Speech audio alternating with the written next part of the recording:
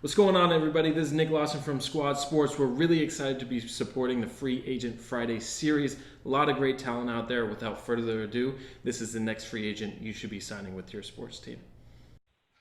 All right, we're back for another Free Agent Friday, and today I've got Leonty McCarthy with me. How's it going? What's going on, Andrew? How you doing? Doing good, man. Doing good. Thanks for joining me. Hey, thanks for having me. Really Hey, let's jump into it.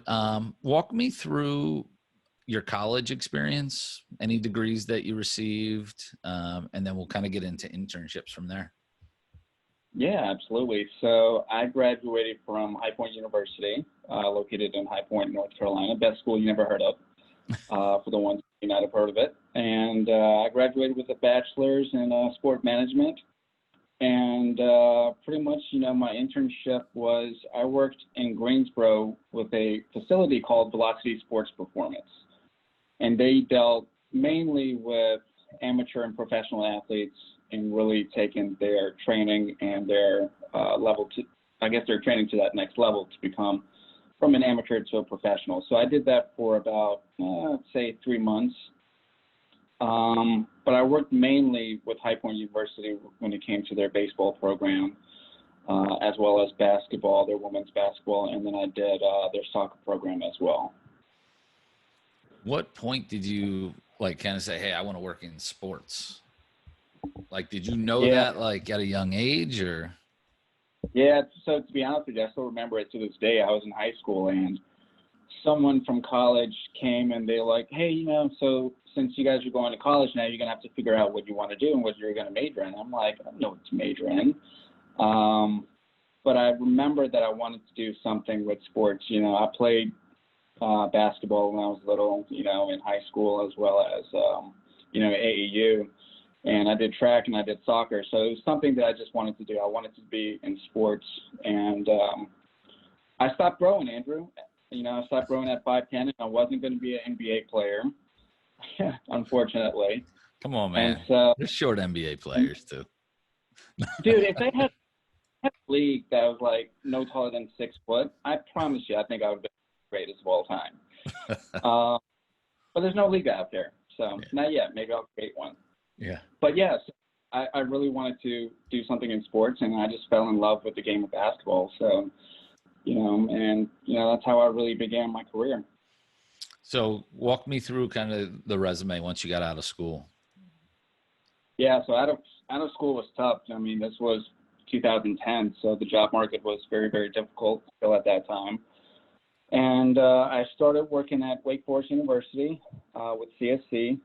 Doing their security with their football program. So I did that for about a year or two. Did some traveling with them, which was nice. So we did some Atlanta Falcon games. We did a lot of tennis tournaments in Winston-Salem, as well as golf tournaments in Georgia and North Carolina. And so I did that for a little bit. I worked with the with the Carolina Panthers, where I was a part-time game day staff. So every Sunday, whenever they had a home game, I would drive down there. And then I also worked with with the Charlotte Bobcats. Okay, remember them, the Charlotte Bobcats? So I did that part-time. And again, I'm driving an hour and a half, juggling these 3 jobs. And so eventually I moved down to Charlotte. I lived with a former roommate from school. And then I got another part-time job with the outdoor amphitheater, Live Nation in Charlotte, PNC Music Pavilion. And I was also working at the Ritz Carlton Hotel. So Staying busy. I had 4 jobs. Andrew, I had 4 jobs. My daily routine was waking up at 3:30 in the morning, going to work at 4 a.m. at the Ritz Carlton, get done at 12. Then I would have to go to PNC Music Pavilion because I was the guest services manager, staffing manager for them. So I would get the staffing ready for the upcoming weeks, for the upcoming shows, right? So that's from 1 to 4 p.m. And then I was still working part-time with at that time it was the Charlotte Hornets. And so I was a supervisor over there. So my call time was typically around 5 p.m. And then I would get done, Hornets game usually typically is over around 9:30. I get done around 10:30. And then I do it all over again, waking up at 3:30 in the morning. So it was it was definitely a grind. It was definitely, I had to hustle. I definitely had to hustle to get where I'm at today. Yeah. So where, keep going, from there, from Carolina, what happened? So eventually it paid off. 3 years later, I got a full-time opportunity with the Charlotte Hornets. And so I was their guest services manager for 3 years, 3.5 years, give or take. But I was with the organization for well over 5 years. And, still working at the Ritz Carlton, just on more of a part-time day-to-day type of thing, just so we can really enhance that customer service, right? Because we all know what the Ritz Carlton is all about. They're known for their service. They're known for its impeccable customer service, right?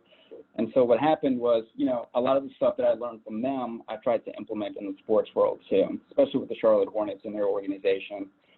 And long story short, the NBA used to do audits with all their NBA teams when it came to customer service and their touch points and parking and game entertainment and you name it, food and beverage, whatever the case may be, right? And, I think it was in 2017, 2018 year is when Charlotte Hornets were pretty much ranked number one when it came to the customer service. So for me, it was like winning a championship. It was like, all right, I did it. That was my goal. That's my accomplishment. Now what's next, right? Let me see if I can do it somewhere else. And so I went to New York City and I worked at Madison Square Garden for about 2.5 years.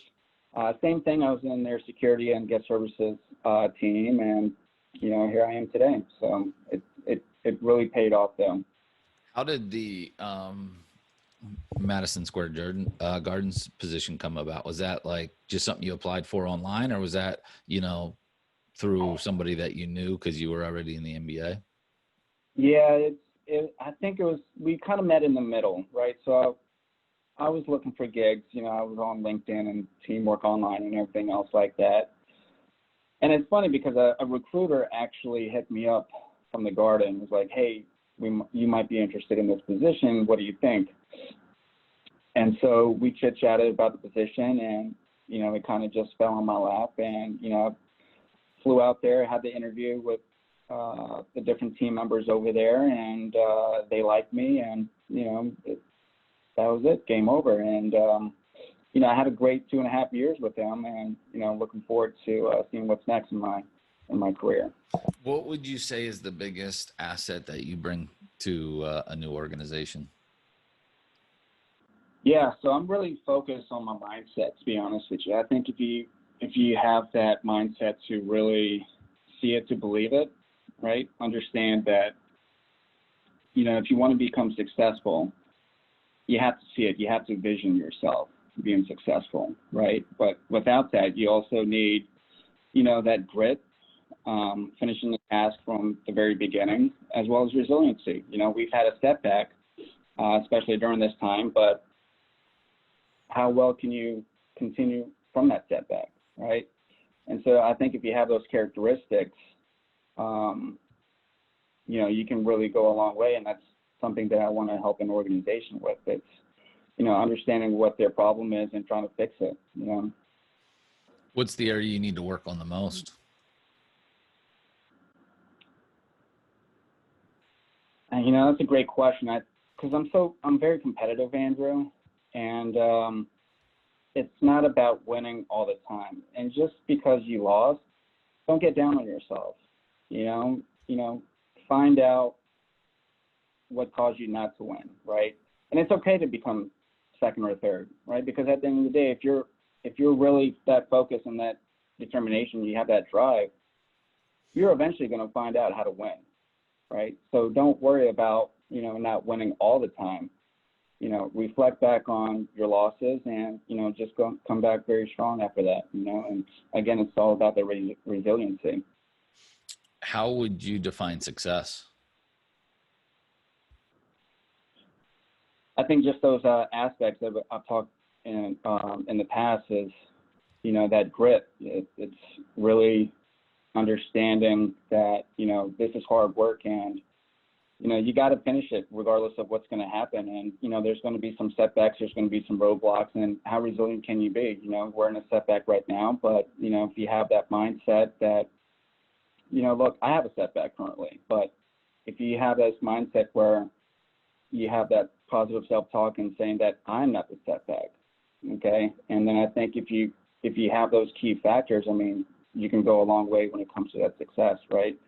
And, just continue to do that positive self-talk, and if you visualize it, it's going to happen. And it's funny, I'll give you a quick little story where the University of Chicago had this study where they did a free throw study where there's 3 different groups.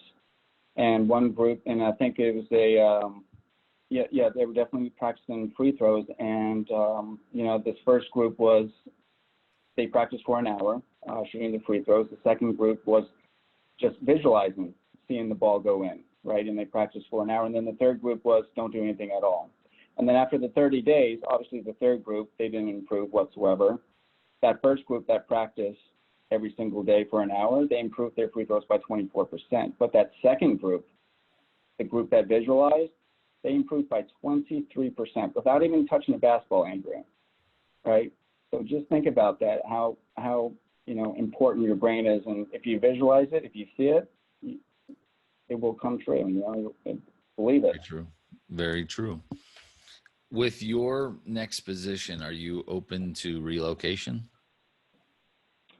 Yeah, absolutely. So, and it's not just in the United States, the world is your oyster is what I say. So, don't be afraid to go overseas, see if you can do it in the UK or Australia there's a lot of venues that are opening up in China, a lot of nice venues that are opening up in China. And, I'm open to anything at this point. No, that's good. And then what is kind of your ideal position that you're looking for? Man, I don't really have an ideal position. Like I mentioned before, it's all about, I really want to take an organization from good to great, really understanding what they're struggling with, and how I can fix that and turn that around for them. All right, last question. This is always my last one. What's a fun personal fact? A fun fact. I've got 3 brothers, 3 sisters. 3 of them are currently in the FBI. And then my older sister, she's pretty much the head honcho for A&E Network. So she does a lot of the reality television over there. And so we always have a wonderful conversation during Thanksgiving. That sounds like that would be fun. You got the sports side, sports and entertainment from you, entertainment from sister. Yeah. You got law enforcement, so a little bit of everything. That's right.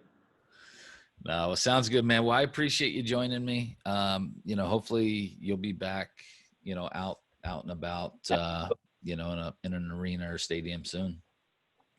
Yeah, no, thank you, Andrew. And thank you for everything that you're doing. Keep it up. And, it's definitely going to pay off for you as well. Appreciate it.